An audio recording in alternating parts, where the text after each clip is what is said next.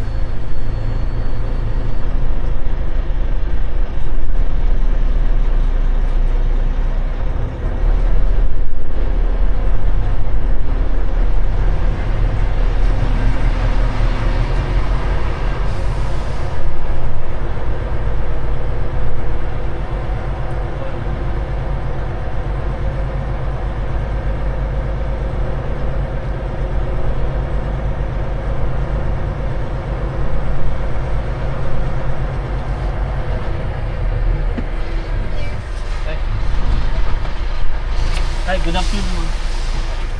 Where you going, sir? Illinois, ma'am. Do you have a reload set up yet?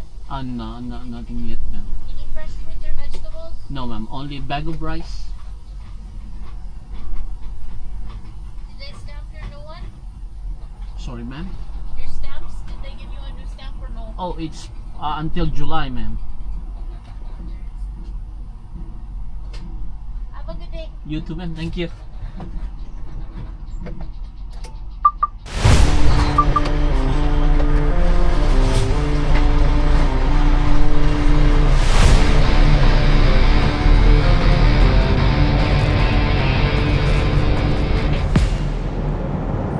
Magandang hapon, mga kapatid, mga brad.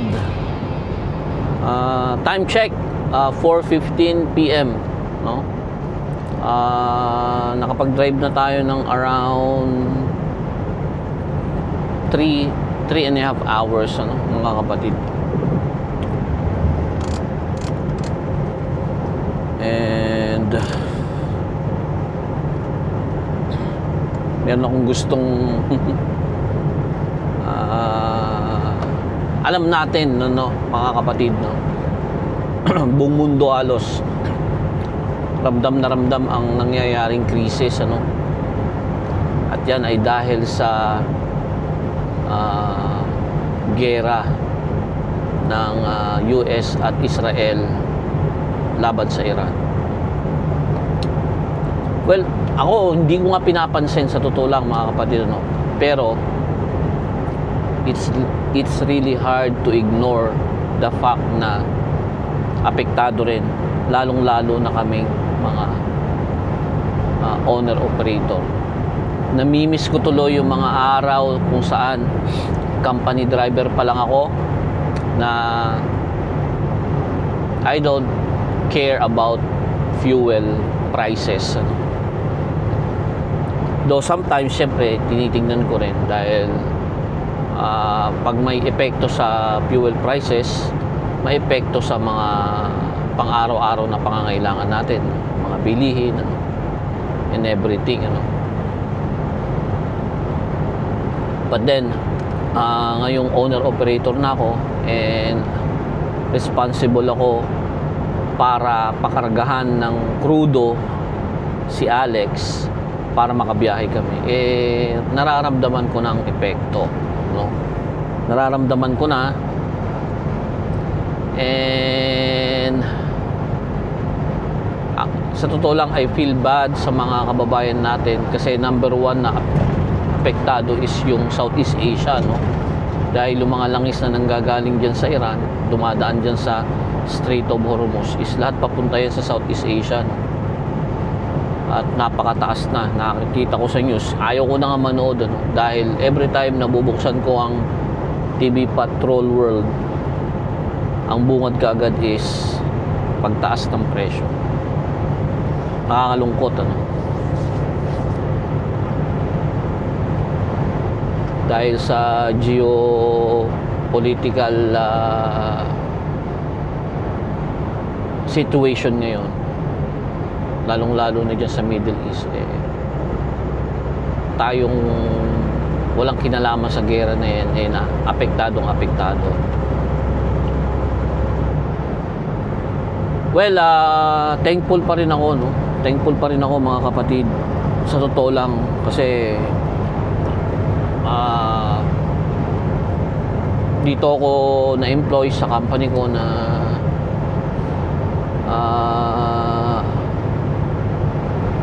nandyan sila. Alam ko na nandyan sila para tumulong, ano, sa aming mga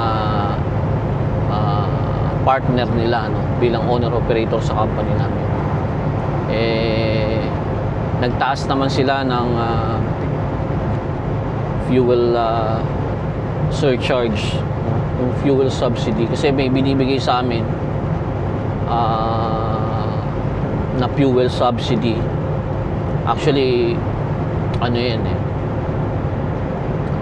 computation yan kung saan may certain price lang na kung saan may ceiling yung aming binibiling fuel, and then after nung ceiling na yun is yung tinatawag nilang fuel surcharge na ibinabalik sa amin. May mga company na 100% makukuha nyo yun, may mga company na hindi. I don't really know sa company ko, no? Hindi ako nagtanong. Ang importante sa akin is sa computation ko, alam ko na ibabalik sa akin yung ibang part ng fuel na binibili ko. And kailangan mag-adjust. Parang ako, meron na akong adjustment na ginagawa nung naging owner-operator ako. Pero mas lalo ko pang pinagtuunan ng pansin yung mga bagay na kaya kong kontrolin para at least mapababa ko ang konsumo ko ng krudo. Unang-una dyan is inaalam ko, no, kung saan yung pinakamababang presyo ng krudo na pwede akong bumili. At sa company namin meron kaming app at saka document, no, na tumutulong sa amin para mas mabilis namin na matukoy kung aling truck stop or truck fuel station ang may pinakamababang presyo ng crudo, no? Fuel up yung tawag nyo sa amin. And meron din kaming dedicated document ng lahat ng fuel truck station sa buong Amerika, bawat state, no, nakahalera sila doon yung pinakamababang merong presyo ng crudo. So isang way yon para at least hindi ko masyado maramdaman, ano, yung bugso ng taas ng presyo ng crudo. Yun ang isa. Pangalawa na malaking epekto, mga kapatid, is yung style ng pagdadrive. 65 miles per hour o 105 kilometers per hour talaga ang regular speed, cruising speed ko, no. Yan yung average ko kapag ganito na nasa highway ako, naka cruise control na ako, 105. So binabaan ko pa yon, mga kapatid, ng 5 kilometers per hour. Ginawa kong 100 kilometers per hour para at least yung 5 kilometers per hour na yun is meron akong makukuhang kahit konting maybe 6 to 10% less fuel ang magagamit ko, no? I don't know, maybe 3 to 6% siguro ang epekto nun, ano. So yun yung pangalawa, no, na nagbaba ako ng speed ko, no. And also kasama din dun sa the way you drive is you anticipate, no, traffic situation, kagaya ng may traffic light ahead. So inaalis ko na yung yung pa ako sa silinyador, ano. Hinahayaan ko na siyang mag-cruise pag alam kong magre-red na, no. Hinahayaan ko na siyang mag-cruise.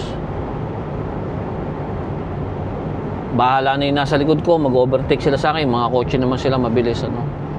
At chinechempuhan ko yung pag-green niya na hindi ako nag-stop para tuloy-tuloy yung aking acceleration, ano, yung inertia makakatulong para makasave ng fuel.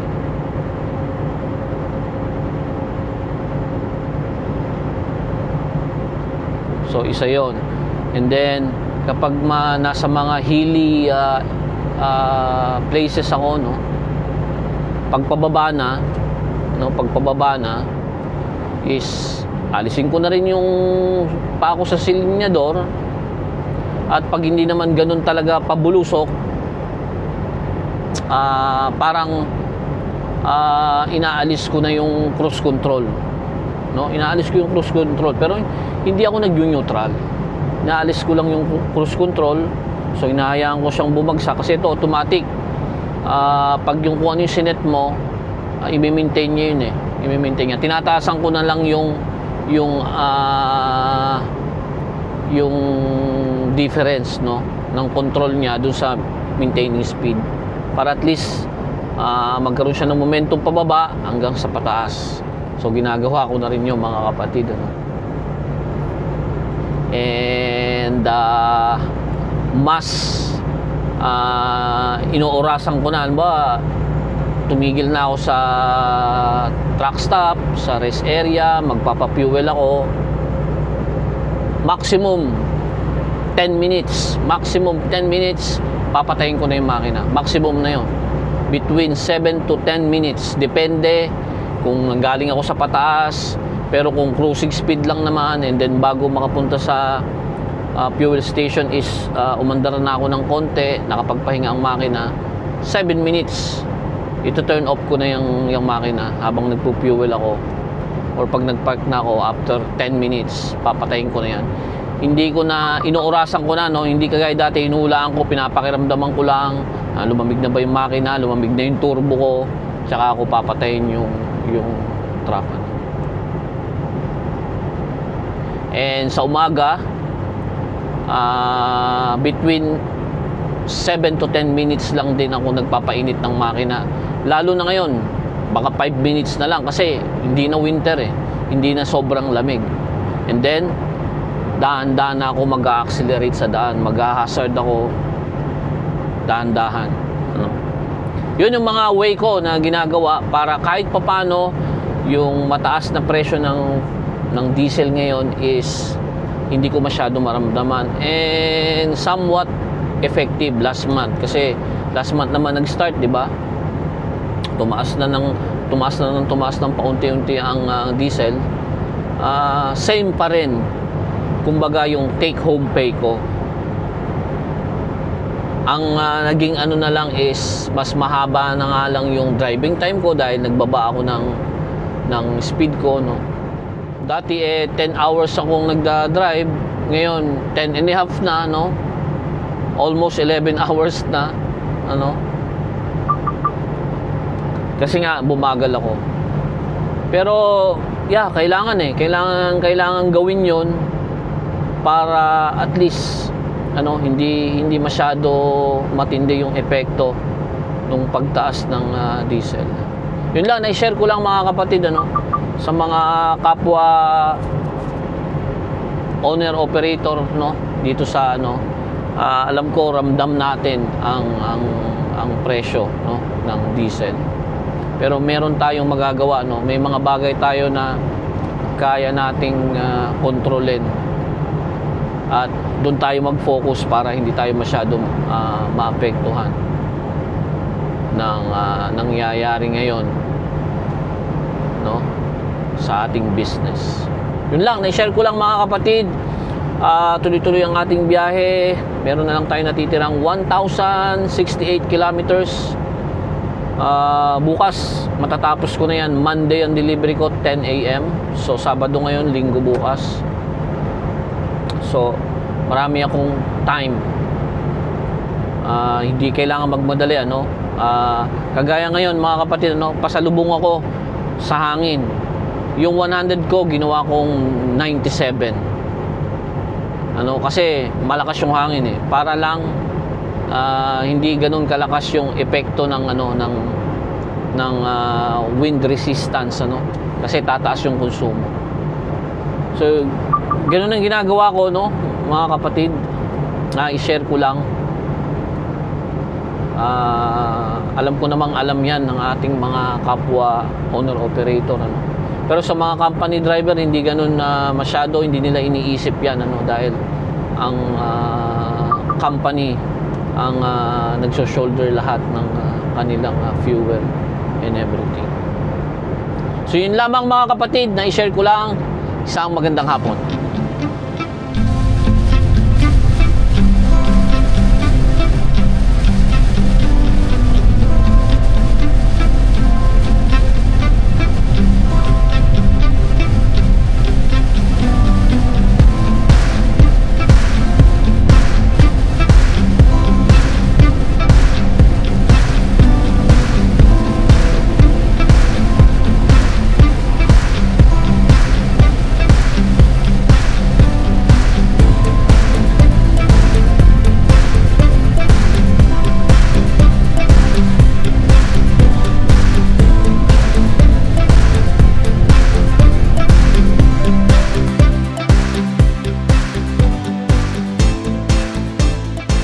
Good morning mga brad, mga kapatid. Tayo nagpahinga sa Maple Grove rest area,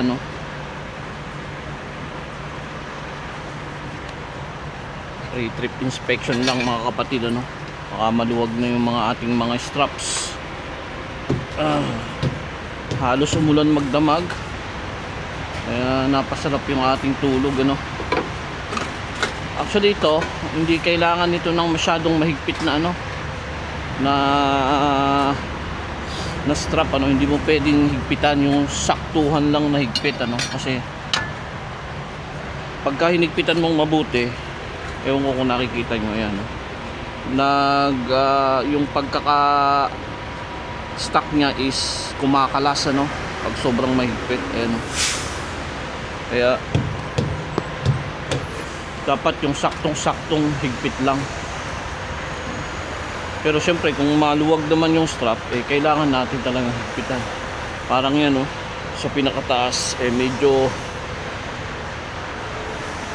naalis siya sa kanyang pagkaka stock ng maayos. Pero mahigpit naman ang mga straps, ano.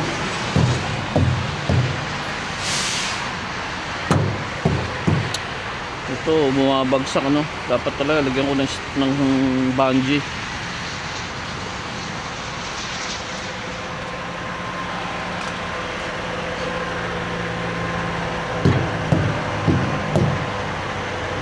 Naman yung ating mga gulong. Wala na akong hoodie, no, or jacket man, kasi 18 degrees dito, mga kapatid. Pero itong mga katabi kong truck, magdamag na umaandar ang mga yan, ang mga truck nila, no, mga company driver ito. Kapag ka may katabi tayong ibang truck, at umaandar ng dire-diretso, alam natin na company driver yan, hindi nila masyado iniintindi about fuel, kasi company naman ang nagbabayad.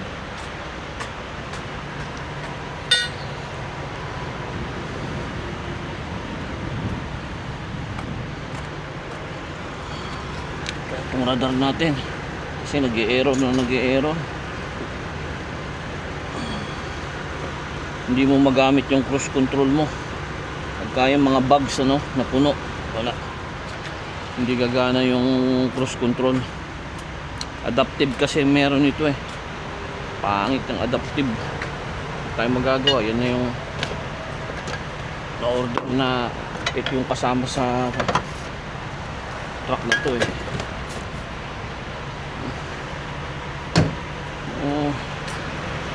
hindi na masyado malamig, magchichinelas na lang tayo, mga kapatid.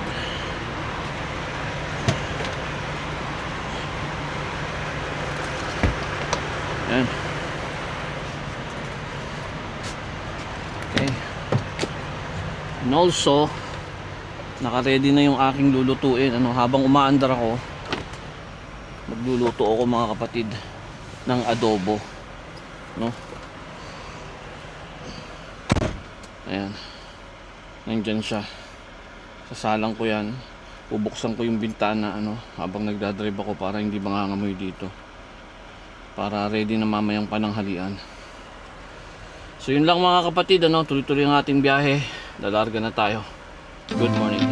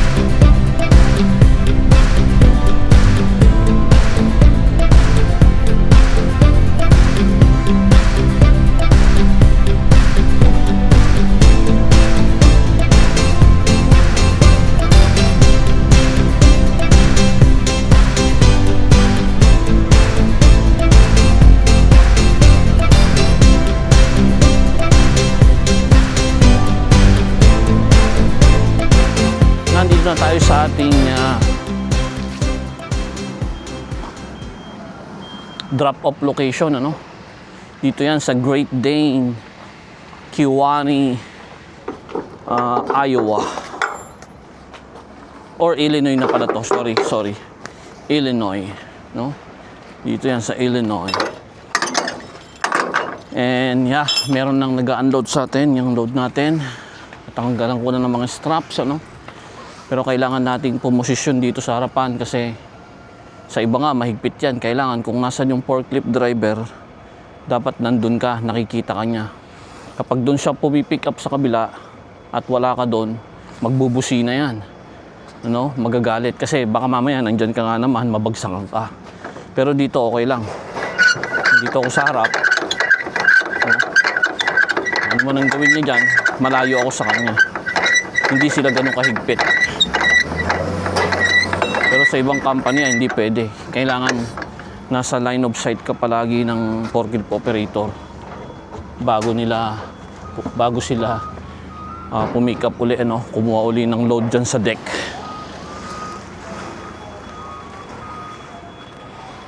Kasi mahirap yan pag nabagsak yan kanyan.